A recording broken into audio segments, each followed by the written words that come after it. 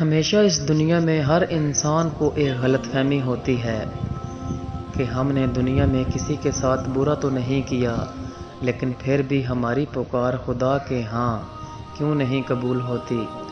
یعنی کہ ہماری اتنی دعائیں مانگنے پر بھی ہماری دعائیں کیوں نہیں قبول ہوتی؟ ہم نے وہ دعا اپنے اللہ رب العزت سے اتنی ٹوٹ کر مانگی لیکن قبول نہیں ہوتی۔ سب سے پہلی بات جس پر ہمارا ایمان پختہ ہونا چاہیے وہ یہ ہے کہ دعائیں ہمیشہ قبول ہوتی ہیں، پھر چاہے وہ اس طرح سے قبول ہوں جس طرح سے ان کی قبولیت کا ہم نے سوچا تھا، یا پھر اس طرح سے قبول ہوں جس طرح سے ہم نے ان کے قبول ہونے کا گمان بھی نہیں کیا تھا، کیونکہ دونوں طریقے اللہ کی رضا کے طریقے ہیں۔ زندگی آسان نہیں ہوتی کسی کے لیے۔ اللہ پر توکل کا مطلب یہ نہیں کہ آپ کی زندگی میں مشکلات نہیں آئے گی۔ بہتری کے راستے پر چلنے کا یہ مطلب ہرگز نہیں کہ اب دکھ نہیں آئیں گے۔ زندگی میں کوئی موڑ آسان نہیں ہوتا، مشکلات بھی آتی ہیں، دکھ درد بھی ملتے ہیں، لیکن جب ہم اللہ کی رضا میں راضی رہنا سیکھ لیتے ہیں اور اللہ کے انتخاب کردہ رستوں پر چلتے ہیں تو دکھ میں بھی مزہ آنے لگتا ہے اور درد میں بھی سکون ملتا ہے۔ جس چیز میں اللہ کی رضا ہو وہ ہمیں کبھی بے سکون نہیں ہونے دیتی، پھر چاہے آپ مطمئن ہوں یا نہ ہوں۔ اکثر یہی سوچتے ہیں کہ اگر ہماری دعاؤں کا نتیجہ ہماری خواہشات کے مطابق نکلتا ہے تو ہی ہم اس کے نتیجے کو اپنی دعاؤں کی قبولیت کا نام دے سکتے ہیں۔ اگر ایسا نہیں ہوتا تو ہم سوچتے ہیں کہ شاید ہماری دعائیں اللہ نے رد کر دی ہیں۔ حالانکہ دعائیں تو کبھی بھی نامراد نہیں لٹائی جاتی۔ جو دعا جیسے ہمارے حق میں بہتر ہوتی ہے اللہ ویسے ہی اسے قبول کرتا ہے۔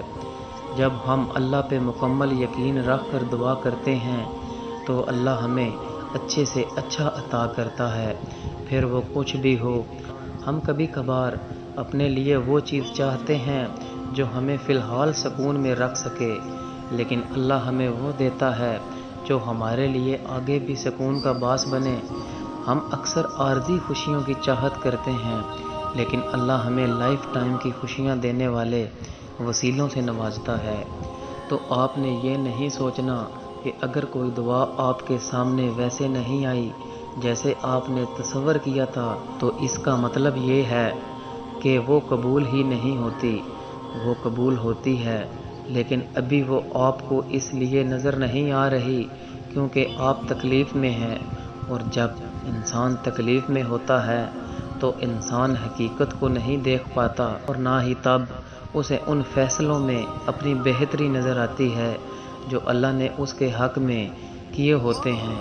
تو بس صبر کے ساتھ انتظار کریں، کیونکہ اللہ نے ہر چیز کا ایک خاص وقت مقرر کر رکھا ہے، اور اس وقت پہ آپ کو اپنی دعائیں دکھائی بھی دیں گی اور ان کے جواب آپ کو سنائی بھی دیں گے۔ بس آپ کو یقین رکھنا ہے اللہ پہ کہ اللہ جو بھی کرے گا آپ کے حق میں بہتر کرے گا۔ ہو سکتا ہے کہ جو آپ ابھی مانگ رہے ہیں وہ اگر آپ کو ابھی مل جاتا ہے تو بہت تھوڑے وقت کے لیے ملتا اور پھر ہمیشہ کے لیے دور ہو جاتا، لیکن اگر وہ کچھ دیر کے بعد ملتا ہے تو ہو سکتا ہے کہ وہ ہمیشہ کے لیے آپ کے پاس رہے۔ آپ نہیں جانتے، لیکن اللہ بہتر جاننے والا ہے۔ کچھ دعاؤں کی قبولیت ہو بہو ہماری توقعات جیسی ہوتی ہے، اور کچھ حقیقت ہم پہ اللہ وقت سے پہلے ہی کھول دیتا ہے، جیسے کسی انسان کے اصلی کردار کا آپ کو پتہ چل جانا، یا کسی چیز کا آپ کو مسلسل تکلیف پہنچانا، یا کسی ایسے انسان کا واپس لوٹ آنا جو آپ کو مشکل وقت میں ڈال کر اکیلا چھوڑ گیا ہو۔ تو ایسی صورتوں میں اللہ سے ہمیشہ صبر مانگتے ہیں، ان کے پیچھے دوبارہ نہیں بھاگتے، کیونکہ یہی آپ کا ٹیسٹ ہوتا ہے کہ آپ دوسری بار دھوکہ تو نہیں کھاتے، یا اللہ کے اشارے کو اپنے وقتی اطمینان کے لیے اگنور تو نہیں کرتے۔ اور اگر کبھی حالات ایسے ہو جائیں کہ آپ بہت الجھے ہوئے ہوں کہ وہی دعائیں مانگنی چاہیے یا نہیں جو آپ کب سے مانگ رہے ہیں، یا پھر یہ کہ اب انتظار کرنا چاہیے یا نہیں، تو آپ فوراً استخارہ کریں۔ استخارہ کیا ہے؟ استخارہ اللہ سے دعا ہے۔ اللہ سے کسی کام کے حوالے سے مشورے لینے کو استخارہ کہتے ہیں۔